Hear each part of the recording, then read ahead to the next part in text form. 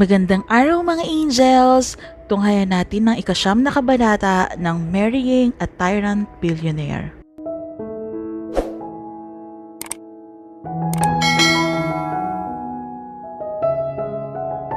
Shut up! Pasapladong tugon ni Gabriel. Sungit mo? May regla ka ba? Walang prenong sagot at tanong ni Sam. Nagulat naman ang mga asistant ni Gabriel nang marinig ang sagot ni Sam. Sa tagal na nilang sa serbisyo bilang asistant ni Gabriel ay ngayon lang sumagot ng ganito sa boss nila. Subukan mong galitin ako at hindi ako magdadalawang isip na ihulog ka sa bangin. Alam mo bang sa baba niyan ay may malaking ahas na isang lunukan ka lang kapag nahulog ka? Panakot ni Gabriel. Sorry na! Hindi na mauulit. Magpapakabait na ako, promise. Huwag mo lang akong ihulog. Kaagad humingi ng sorry si Sam sa takot na totohanin ito ng sinabi. Napangiti naman ng mga assistant. Daig pa kasi ang aso't pusa kung magbangayan ng dalawa. At aaminin nila ay kinikilig sila habang pinapakinggan ng dalawa. Nang makarating sila sa destinasyon ay talagang napahanga si Sam. Kay ganda kasi at tanaw ang ilan sa mga lugar doon. Ano po ang tawag sa lugar na ito? Tanong ni Sam sa uncle ni Gabriel. Nakaupo sila sa isang bahay pahingahan at sa pwesto nila ay kitang-kita ang iba't ibang lugar. Ask your husband, siya ang nagpangalan sa lugar na ito. Tago naman ito. Tila nag-aalangan naman si Sam na magtanong kay Gabriel kaya tiningnan lang niya ito. I call this place Heaven's View. Tanaw ang Mines View Park, Igorot Village, Baguio Botanical Garden, sabi ni Gabriel, kahit pa hindi nagtanong sa kanya si Sam. Kaya Heaven View ang tawag niya dahil tila nasa langit ka at tanaw mo ang mga magagandang tanawin sa ibaba. Nga pala Sam, Gabriel said in a low voice. His magnetic voice alone was enough to drive countless women crazy. Unfortunately, those women did not include Samantha. Napalingon naman si Sam. Yes? Nag-aaral ka ng architecture, hindi ba? Samantha replied in a daze. Yes, pero hindi ko natapos. Come and take a look.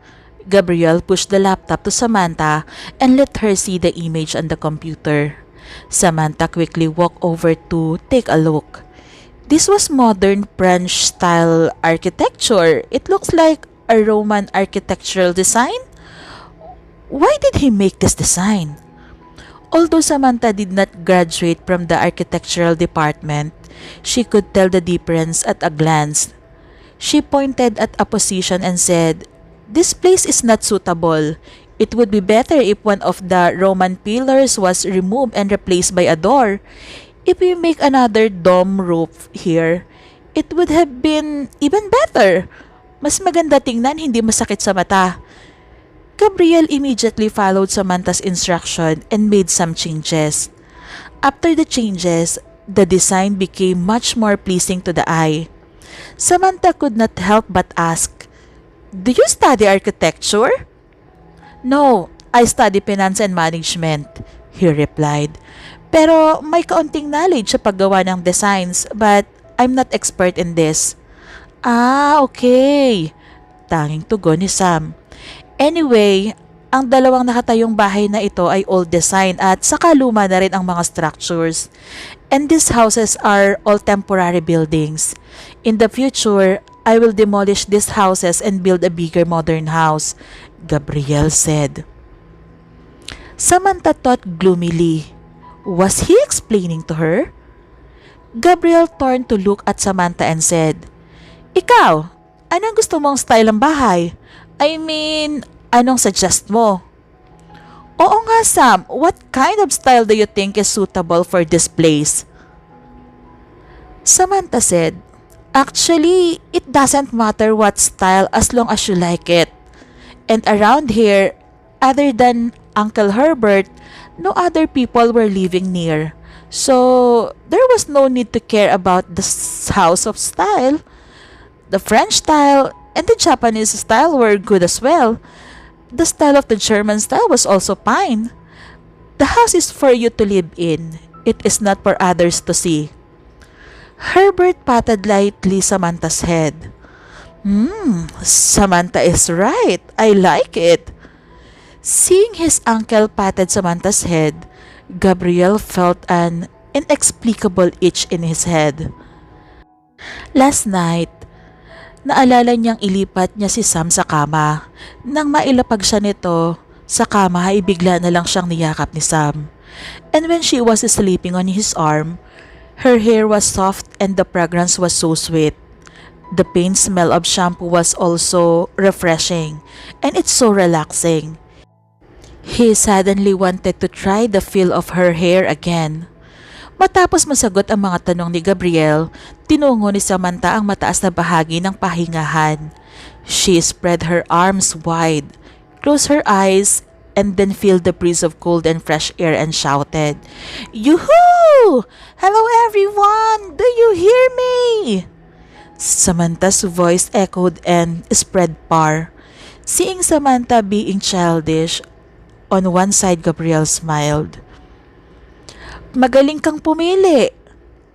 Herbert gave Gabriel a meaningful smile and patted Gabriel's shoulder. "Samantha is a nice girl." Gabriel just smiled and did not explain anything. Tama ang uncle niya. Samantha is really a nice girl. Mabilis lumipas ang oras, halos tanghali na bago nila natapos ang plano para sa itatayong bahay bakasyunan ni Gabriel. Kaya nang makaramdam ng gutom, ay agad na silang bumalik sa bahay ng uncle ni Gabriel para mananghalian dahil pabalik na rin sila ng Manila kinahapunan. "Are you done fixing your things?" tanong ni Gabriel pagkapasok ng kwarto. Pagkatapos kasi mananghalian ay agad pumasok sa kwarto si Sam para magligpit ng mga gamit ito. Yes, tapos na. Aalis na ba tayo?" "Yeah, kailangan na nating umalis para hindi tayo masyadong gabihin sa daan." Tugon nito, saka tinawag si Fred para kunin ang mga gamit nila ni Sam. "Let's go?" Sunod naman agad si Sam sa mga ito. Pagkalabas ay naroon na rin ang uncle ni Gabriel kaya agad lumapit si Sam para magpaalam. "Uncle, aalis na po kami. Mag-iingat po kayo rito." "Salamat sa pagsama rito, iha. Sana makadalaw ka ulit." Ngumiti lang si Sam bilang tugon. Hindi rin kasi niya alam kung ano ang isasagot dahil hindi niya sigurado kung makakabalik pa siya. Pero sana nga makabalik dahil nagustuhan rin talaga niya ang Baguio. "Uncle, tutuloy na kami. I'll call you when we arrive in Manila." Paalam rin ni Gabriel saka sumakay na sa sasakyan. Tumango naman ito. "Siya nga pala Sam, may ipapadala pala ako sa iyo," sabi nito at sinanyasan ang tauhan. Tila alam na nito ang ibig sabihin ng uncle ni Gabriel dahil kaagad itong pumasok ng bahay at pagkalabas ay may dala-dala itong kulay pulang basket na may ribbon at ang laman ay ang itlog ng turkey. Itlog ng turkey? Siguro hanggang ngayon ay pinagtatawanan pa rin nila ako dahil sa nangyari. Anya sa isip. "Iha, gusto kong ipadala ito sa iyo. Alam ko ngayon ka lang nakakita ng itlog ng turkey at gusto kong matikman mo rin." Nakangiting sabi nito habang binibigay kay Samantha ang basket. Paano po yung turkey? Mawawala na siya ng itlog?" Inosenteng tanong ni Sam. "Nako, wag mo nang alalahanin iyon at mangingitlog naman ulit iyon. O siya, sumakay ka na at kanina pa naghihintay ang asawa mo." "Salamat po." Kaagad nagpasalamat si Sam. Pagkatapos ay sumakay na sa sasakyan. "Ganti mo ba yan sa turkey dahil hinabol ka niya?" Pang-aasar na naman ni Gabriel kay Samantha. "For your information, CEO Gabriel, pinadala sa akin ito ni Uncle. Hindi ko naman ito hiningi. Ayaw ko sanang dalhin dahil hindi naman ako masamang tao para kunin ang itlog ng turkey kahit na hinabol na niya ako. Nahihiya lang akong tanggihan si Uncle at baka magtampo." Paliwanag ni Sam. "Okay, fine. Anyway, dahil alam mo na ang totoo tungkol sa atin, stop calling me CEO Gabriel. At ano naman ang itatawag ko sa iyo? Anything sweet pakinggan." "Okay, you said anything sweet, right? I'm going to call you Sugar Daddy." "What? Are you crazy? Really, Sugar Daddy? What the heck? Bulalas ni Gabriel. Hindi niya ine-expect na iyon ang maiisip ni Sam na itatawag sa kanya. Napabunghalit naman ng tawa si Sam nang makita ang reaksyon ni Gabriel. Pati ang driver ay natawa rin pero agad ding itinikom ang bibig baka mapagalitan ng amo. Ikaw nagsabi ng anything sweet tapos magrereklamo ka? Are you serious? Itatawag mo yan sa akin? Mukha ba akong lolo? At sa gwapo kong to, tatawagin mo lang akong sugar daddy? Baliw ka talaga. Tumawa lang si Sam at hindi na sumagot pa. Nakaganti na rin ako sa betlog na ito. Natawa rin siya dahil bakit iyon ang unang pumasok sa isip niya. At dahil gusto niyang gumanti ng pangaasar ay sinabi talaga niya to see Gabriel's reaction. What do you want to eat? It's almost 6 p.m. na kaya alam ni Gabriel na gutom na si Sam kaya tinanong niya ito. Kahit ano, hindi naman ako maarte sa pagkain. Tugon ni Sam na ang mga mata ay nasa labas ng bintana ng sasakyan. Hindi na nga niya namalaya ng oras dahil aliw na aliw siya at busog na busog ang mga mata sa magagandang tanawin na dinaraanan nila. Okay, sabi na to saka nagdial sa cellphone at may tinawagan. Alam ni Sam na si Fred ang tinawagan ni Gabriel kaya tahimik lang siya. Akala lang niya hindi siya neto kakausapin dahil sa pangaasar niya kanina. Muli naman niyang napangiti nang maisip ang kalokohan niya kanina. Hindi talaga niya inakala na masasabi niya yon kay Gabriel. Napatingin naman si Sam sa basket na may lamang itlog. Ang dami niyon kaya hindi niya alam kung paano lutuin at ubusin iyon. Siguro lutuin ko na lang mamaya kapag nakarating kami sa Manila. Kumakain kaya nito si Betlog? Kung ayaw naman niya i-share ko na lang sa assistant niya. Anya sa isip. What are you thinking? Iniisip mo ba kung kailan ka makakabalik ng Baguio? Tanong ni Gabriel nang makitang tila ang lalim ng iniisip ni Samantha. Nothing. Iniisip ko lang kung paano ko uubusin itong itlog na to. Alangan naman kasi nadadalihin ko pa ito pabalik ng China. Tugon niya. Well, hindi naman yan problema. Let's cook and eat together pagbalik natin ng Manila. Samantha said dejectedly. Ang dami nito, paano natin uubusin? Eh ang masarap lang dito ay ilaga. Wala ka bang alam na ibang luto sa itlog? Hindi lang naman nilaga ang pwedeng iluto dyan. Depende kung may mga sangkap. Tugon naman ni Sam. No problem, bibili na lang tayo bago tayo bumalik ng sweet. Sabi na to. Okay, sabi naman ni Sam. Kahit papaano naman ay marunong siyang magluto dahil madalas rin naman niyang ipagluto si Marco. Sanay rin siya sa gawaing bahay dahil kapag wala siyang trabaho ay siya ang madalas utusan ng kung ano-ano ni Magda. Kahit nga ang paglilinis ng CR ay madalas niyang gawin. Ganon ang trato sa kanila ni Marco noong nasa puder pa sila ng mga Velasco. Ni minsan ay hindi sila tinratong pamilya. Isa lang silang sampid kung ituring ng mga ito. Kaya todo sikap si Sam noon nang sa gayon ay may maiabot siya kay Magda. Gayon pa man, hindi pa rin iyon sapat. Madalas pa rin ipamukha sa kanila na pabigat silang magkapatid. Kaya pasalamat na rin siya na ikinasal siya kay Gabriel. Kahit masungit ito ay madalas pabor sa kanya ang ginagawa nito. Gaya na lang ng pagpapagamot sa kapatid niya at mataas na sweldo. Pero magbabago kaya ang lahat ngayong inamin na nito sa kanya na ito ang asawa niya at hindi ang kuya nito? Bigla tuloy napaisip si Sam. Ano kaya ang magiging buhay niya kasama ang isang Gabriel Hinder? We're here! Kumain na tayo! Boses ni Gabriel ang nagpagising sa kamalayan ni Sam. Kaagad na rin na bumaba si Gabriel. Napasilip tuloy siya sa labas. Rainforest Kitchen? Basa ni Sam sa nakasulat na signboard sa harap ng hinintuan nila. What a unique business name. Sa isip niya, saka bumaba na rin. Pagkapasok nila sa loob ay ang manager mismo ang sumalubong sa kanila. Mukhang kilala ito ni Gabriel. Sa isip-isip ni Sam ay baka regular customer na sa restaurant na ito si Gabriel. Are you familiar with this place? Tanong ni Gabriel kay Sam. No? Agad na sagot ni Sam.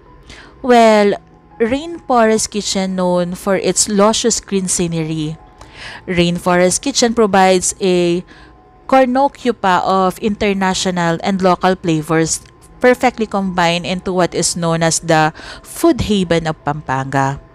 From the signature salted crust lechon belly, certified Angus steaks, signature paellas, and its all-time classic organic salad, a guaranteed farm-to-table restaurant dealing with the freshest of ingredients perfectly and personally prepared by in-house chef, Chef Vince Garcia.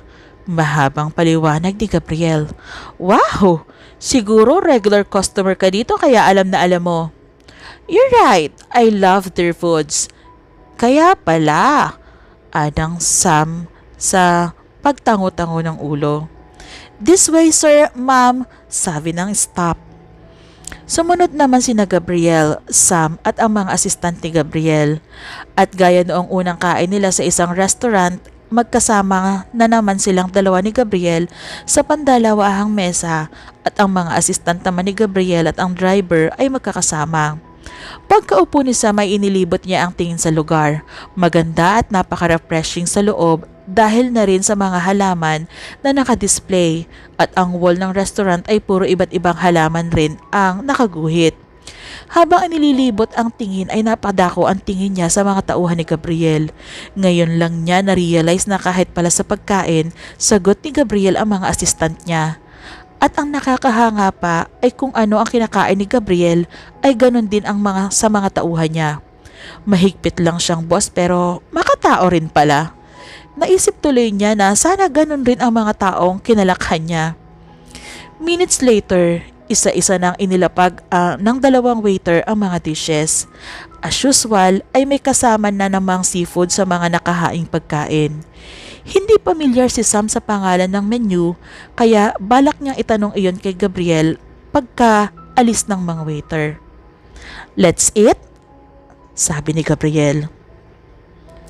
Ito ba ang madalas mong orderin kapag kumakain ka rito? Tanong ni Sam. Yes, anyway, they call this menu as Rainforest Seafood Paella. Combination of glutinous rice. They called here in the Philippines malagkit na bigas. Seashell shrimp. I think there's green peas and raisins also. And this one is classic pork, parmigiana and Italiano dish of baked pork in a layer of tomato cheese sauce. And our dessert is fruit salad. Wow! Excited na akong tikman. Siya nga pala, paborito ko rin kasi ang seafood kaya kahit anong luto pa yan, siguradong magugustuhan ko. Pag-amin ni Sam. Totoo naman kasing paborito niya ang seafood kaya lang noong nasa mga Velasco pa sila ay madalas puro tira-tira na lang ang kinakain nilang magkapatid. Noong unang kain lang niya rito sa Pinas kasama si Gabriel, niya nai-enjoy ang pagkain ng seafood. Don't worry, next time madalas kasama na sa menu ang seafood kapag kumakain tayo. Sabi nito saka nilagyan ng pagkain ang plato ni Sam. Tila sandaling tumigil sa pagtibok ang puso ni Sam. Pakiwari niya ay biglang naipon sa lalamunan ang lahat ng hangin na parang hindi na niya magawang huminga dahil sa kilig na nararamdaman. As in, kinikilig siya ng sobra na para bang nagdiwang ang mga inner organs niya sa loob ng katawan. At napaka-ipokrita na nga niya kung hindi niya aaminin iyon sa sarili. Ano ba itong nararamdaman niya? Bakit tila nag-iiba na ang tingin niya kay Gabriel? Something wrong? Bakit hindi ka pa kumakain? Wala, naisip ko lang yung kapatid ko. Pagsisinungaling ni Sam. Hindi naman kasi niya pwedeng sabihin na kinikilig siya sa ginagawa nito. May nangyari ba sa kanya? Wala naman, siguro namimiss ko lang. Ngayon lang kasi kami nagkalayo ng ganito. Tugon ni Sam saka nagsimula ng kumain. Napatango-tango naman si Gabriel. Ilang araw na rin niyang pinag-iisipan kung saan pwede dalhin ang kapatid ni Sam. Plano na sana niya na sa States gawin ang treatment kaya base sa sinabi ni Sam ngayon, baka hindi na niya itutuloy. Baka kukuha na lang siya ng espesyalista na dalubhasa sa karamdaman ng kapatid ni Sam para hindi na magkalayo ang dalawa. Did you enjoy the food? Tanong ni Gabriel pagkatapos nilang kumain. Yeah, super. Tugon ni Sam na napapahimas pa ng tiyan sa kabusugan. Sobrang na-enjoy talaga niya hindi dahil sa paborito niya ang seafood, kundi sa masarap na pagkakaluto. They came from Baguio to have dinner here and it was worth the nearly 2-hour drive. The food is spectacular fresh ingredients, bold flavors, and stunning presentation. Even though they ordered much more than intended, serving size were bigger than expected, they managed to finish it all because it was all delicious, especially the seafood paella. Everything was so delicious, even the dessert. Although the price is a bit on the high side, pero para sa mga kagaya ni Samantha na low budget. But she believes it was worth it dahil talaga namang masarap ang pagkain. Kaya hindi na siya nagtataka kung bakit nagustuhan ni Gabriel ang pagkain sa restaurant na iyon. And she was nothing bad to say about this establishment. The staff was very nice. They didn't make them feel uncomfortable unlike some restaurants where the staff just hangs around and gossip about the customers. The server was friendly and accommodating of their request. Overall, a fantastic dining experience for them. At kung may pagkakataon pa si Sam na makabalik ng Pinas, babalikan niya ang restaurant na ito. Hindi lang ang restaurant, syempre pati na rin ang magandang tanawin ng Baguio. Kung pwede nga lang ay sa pagbalik niya ay doon na lang siya tumira kasama ang kapatid. Well, pansin ko nga na nagustuhan mo rin ang pagkain and that's good. Sabi nito saka lumabas na ng restaurant at tinungo ang sasakyan na nakaparada sa labas. Naghihintay na rin ang mga asistant nito dahil nauna ang mga itong lumabas. Along the way to Manila, tahimik lang si Sam dahil nakakaramdam na rin siya ng antok. Samantalang si Gabriel naman ay hawak na naman ang laptop nito habang may binabasa na kung ano. Alam din ni Sam sa trabaho na naman iyon kaya nakontento na lang din siyang manahimik. Napaka-busy pala talaga niyang tao. Siguro ay kain at tulog lang ang pahinga nito. Anya sa isip. Hanga rin siya kay Gabriel dahil sa batang edad nito ay nakaya nitong pasanin ang responsibilidad na iniwan ng ama nito imbes na i-enjoy ang sarili gaya ng malimit na ginagawa ng kasing edad rin nito. At dahil antok si Sam, isinandal niya ang likod sa sandalan ng upuan ng sasakyan at ipinikit ang mga mata. Maya-maya lang ay nakatulog na siya. Napatingin naman si Gabriel kay Sam. Hindi niya maiwasang pagmasdan ang maganda at napakaamong mukha nito. Kay ganda ni Sam sa kanyang paningin. Dumagdag pa sa ganda nito ang mahahabang pilik mata na tikwas, pati na rin ang matangos na ilong nito. Ang mapulang labi nito na kay sarap halik-halikan. Napangiti siya habang pinagmamasdan ito. Paano kaya kung halikan ko siya? Sasampalin kaya niya ako? Tanong sa isipan niya. Gustong-gusto niyang halikan ito ngunit pinipigilan niya ang mga sarili na huwag gawin dahil natatakot rin siyang magalit na naman ito sa kanya. Hindi pa niya masyadong nakukuha ang loob nito kaya kailangan muna niyang maghintay. Oo, asawa na niya ito pero si Sam ang tipo ng babae na worth the wait. Para sa kanya, hindi man siya yung tipo ng babaeng mapapatingin ka kaagad kapag dumaan pero siya yung tipo ng babae na kapag nakilala mo, hindi mo na pakakawalan. Siya yung tipo ng babae na hindi dapat sinasaktan. Siya yung tipo na dapat pinagpapahalagahan. Siya yung tipo ng babae na iniingatan hindi pinababayaan. Siya yung tipo ng babae na suplada pero sa tingin niya, hindi sa mga taong mahal niya. Siya yung tipo ng babae na hindi dapat pinapaiyak kasi siya yung tipo ng babae na dapat palaging nakangiti at masaya. Ha? Napabalikwas ng bangon si Sam nang sa pagmulat ng mata ay nasa kama na siya. Paano nangyari? Nasa sasakyan ako kanina, bakit narito ako sa kama? Inilibot niya ang kanyang paningin at hindi siya pamilyar sa kwarto na iyon. Pakiramdam rin niya kung may tao sa labas. Nang wala siyang marinig ay bumaba siya ng kama. Dahan-dahan siyang lumapit sa punto at idinikit ang tainga upang maling pakinggan kung may tao sa labas. Tahimik pa rin kaya dahan-dahan niyang ipinihit ang seradura ng pinto upang buksan ito. Hindi pa man nakakalahati ang bukas ay alam na niyang nasa hotel suite siya kung saan sila naka-check-in dahil pamilyar sa kanya ang sofa na nasa labas.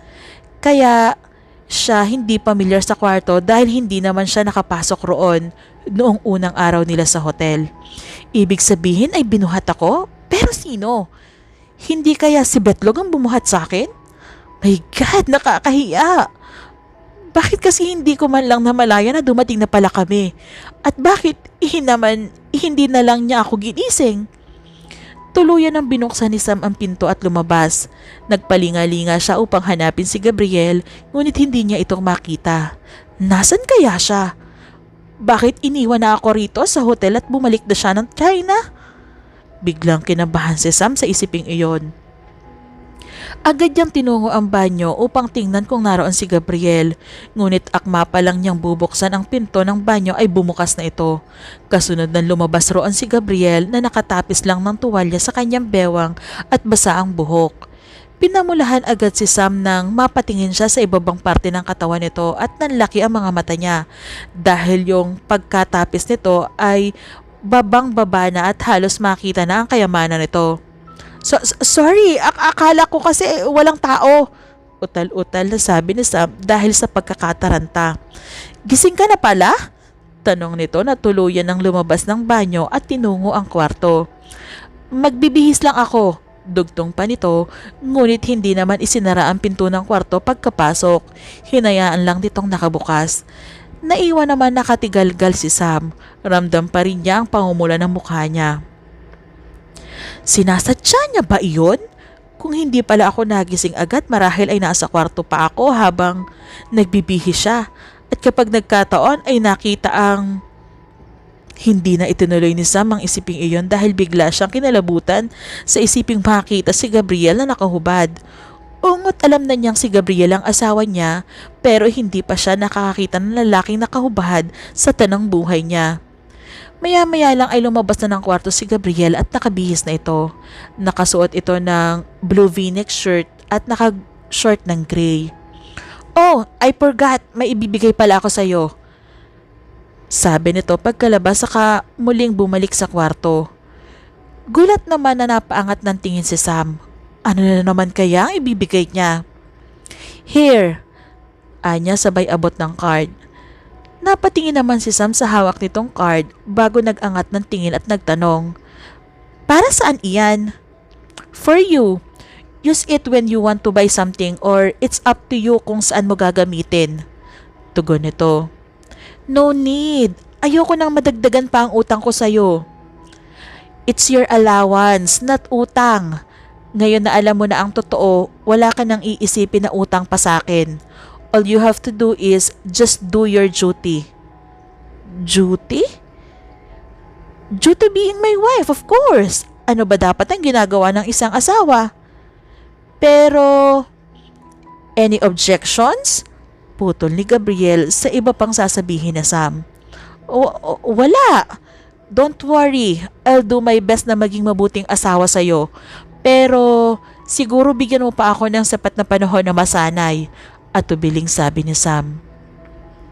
Of course, that's a process. Sa una, mahirap naman talaga pero let's do our best na mag-work out ang relation na to. Kahit pa arranged marriage lang to, pwede naman tayong magkasundo sa lahat ng bagay. Alam at ramdam naman ni Gabriel na madaling pakisamahan si Samantha kahit pa may pagkamailap ito. You mean, palagi na tayo magkatabi sa pagtulog niyan? Of course! At wala namang masama roon dahil mag-asawa naman tayo. Besides, alam mo naman kung ano ang kasunduan ng pamilya. Kailangan mong mabuntis sa loob ng 1 taon dahil kapag hindi iyon nangyari, magbabayad ang mga magulang mo, pati ikaw. At maaari ka pang mapaalis ng pamilya ko. But in that case, ako pa rin ang masusunod. Nasa akin pa rin kung gusto kong magkaanak tayo agad o hindi. Kaya naman nasabi yun ni Gabriel because he believes that the relationship process is the best for a healthy couple relationship. Nabasa rin niya sa isang book na nabili niya simula nang maikasal silang dalawa ni Sam na sa isang relasyon ay may 5 stage.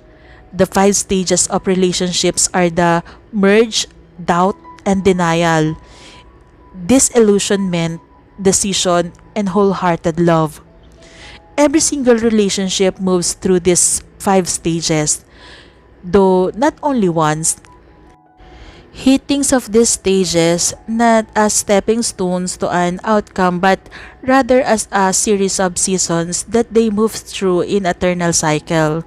In other words, the stages of a relationship are not linear but cyclical.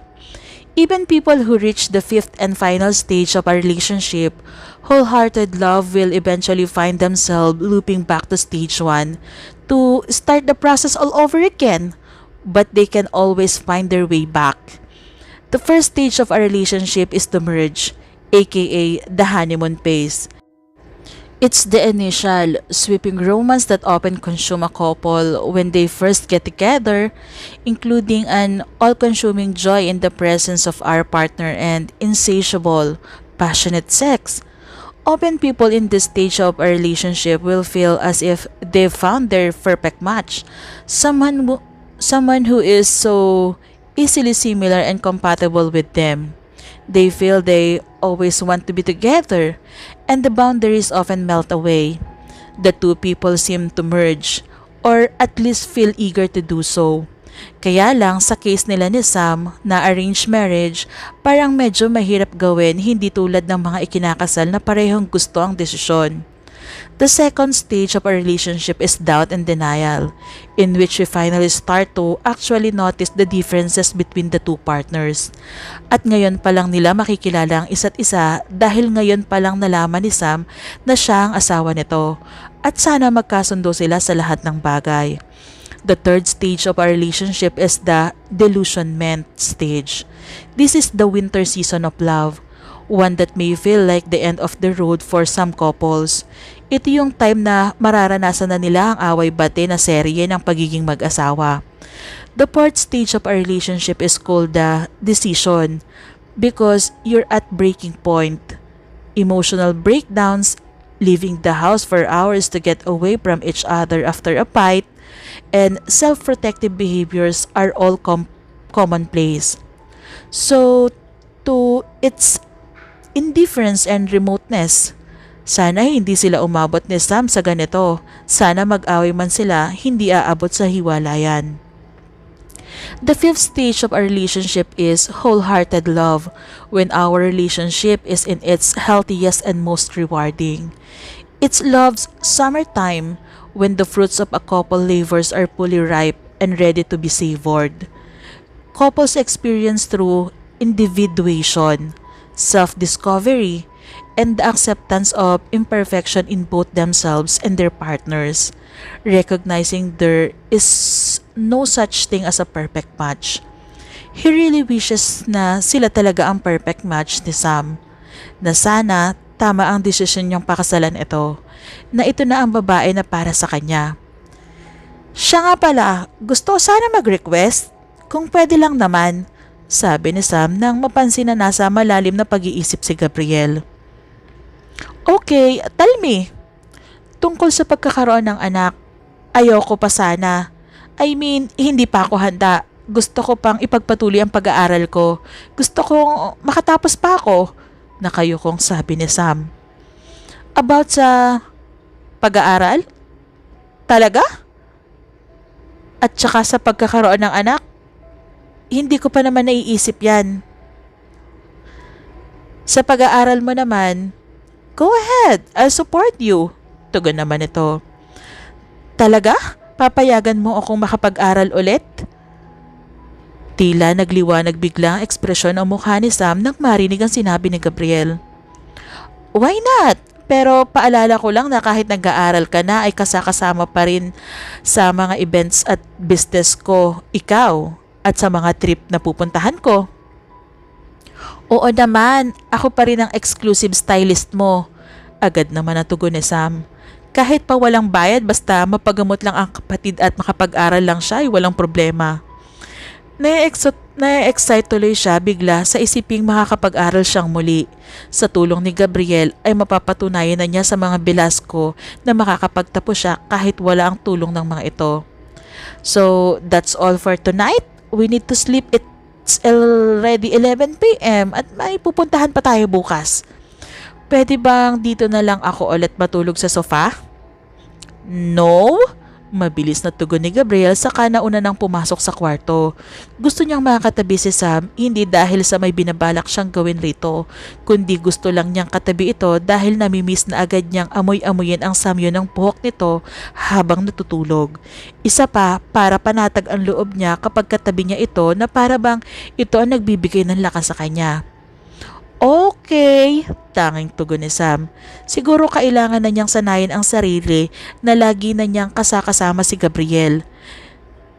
Kailangan na niyang sanayin ang sarili na may asawa na siya.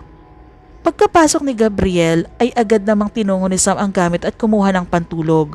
Maliligo muna siya bago pumasok sa kwarto dahil ang suot niya ngayon ay ang damit pa galing Baguio.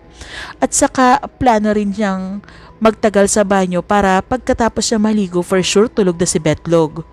Samantala, napasilip si Gab sa pinto kung bakit hindi pa pumapasok si Sam. Hindi niya ito nakita sa living room kaya napakunot-noo siya. Nasaan kaya siya? Is she taking a bath? Tanong niya sa isip. Baka nga naliligo si Samantha kaya bumalik siya ng upo sa kama. Sakto namang tumunog ang cellphone niya. Pagtingin niya ay hindi nakaregister ang number na tumatawag. Sino naman kaya ito? Kahit hindi kilala ang tumatawag ay sinagot pa rin niya to. Gabriel, nai-istorbo ba kita? Sabi ng nasa kabilang linya. Uncle? Tanong ni Gab dahil kaboses ito ng Uncle Herbert niya. Yeah, it's me. Oh, I forgot to give you my new number. I'm sorry. It's okay, Uncle. Bakit po kayo napatawag? Bukas pa sana kita tatawagan dahil alam kong nagpapahinga ka na. Gusto ko lang sabihin na I will help you sa deal mo sa Russia. Honestly, ay natawagan ko na ang kaibigan ko and he is waiting for you. Really po? Bakit naman nagbago ang isip mo this time? Maybe because of your wife. She's right. Kailangan ko nang tanggapin ang mga nangyayari sa buhay ko. Kahit anong sisi ko sa sarili ko, hindi ko na rin naman maiibalik ang buhay ng mag-ina ko. Thank you, Uncle. And I'm sorry kung dahil sa akin, naungkat na naman ang tungkol dito. Alam ko na ayaw mo na ring balikan dahil sa sakit, lungkot at pangungulila na hanggang ngayon ay dinadanas nyo po. It's okay, basta ipangako mo na bumalik ka kasama ang asawa mo. I promise, saad ni Gabriel. Plano naman talaga niyang bumalik ng Baguio kasama si Sam. Thank you, I'll hang up this call. Magpahinga ka na dahil alam kong pagod kayo sa biyahe. Bye. Bye, Uncle. Pagkatapos niyon ay naputol na ang linya. Napaisip bigla si Gabriel kung ano nga ba ang sinabi ni Sam sa uncle niya, bakit biglang nagbago ang isip nito. Akala nga niya ay paninindigan ng uncle niya na huwag siyang tulungan dahil nakaalis na sila lahat-lahat ay wala itong nabanggit sa kanya. Gising ka pa pala? Tanong ni Sam nang sa pagpasok sa kwarto ay makitang nakaupo si Gabriel sa kama at nakatingin sa hawak na cellphone. Yeah, katatawag lang kasi ni uncle. Bakit? May nangyari ba? At gabi na tumawag pa siya sa'yo? Well, wala naman. Sinabi lang niya na pumapayag na siyang tulungan ako sa deal ko sa Russia. At yon ay dahil sa tulong mo. Baka sa mukha ni Gabriel ang tuwa habang sinasabi yon. Talaga? Pumayag na siya? Yup. And thanks to you. I think ikaw ang nakakumbinsi sa kanya. Nako, wala iyon. Sa tingin ko, wala naman akong naitulong dahil wala naman akong sinabi para pumayag siya. At sino ba naman ako para mapapayag siya, hindi ba? Sa tingin ko, dahil yun sa'yo. Mahal ka lang talaga ng uncle mo kaya hindi siya makatanggi. And he knows na deserve mo naman ang tulong niya, sabi na Sam. Totoo naman wala naman siyang sinabi dahil nakipagkwentuhan lang naman siya sa uncle ni Gabriel noong gabi na nakausap niya ito.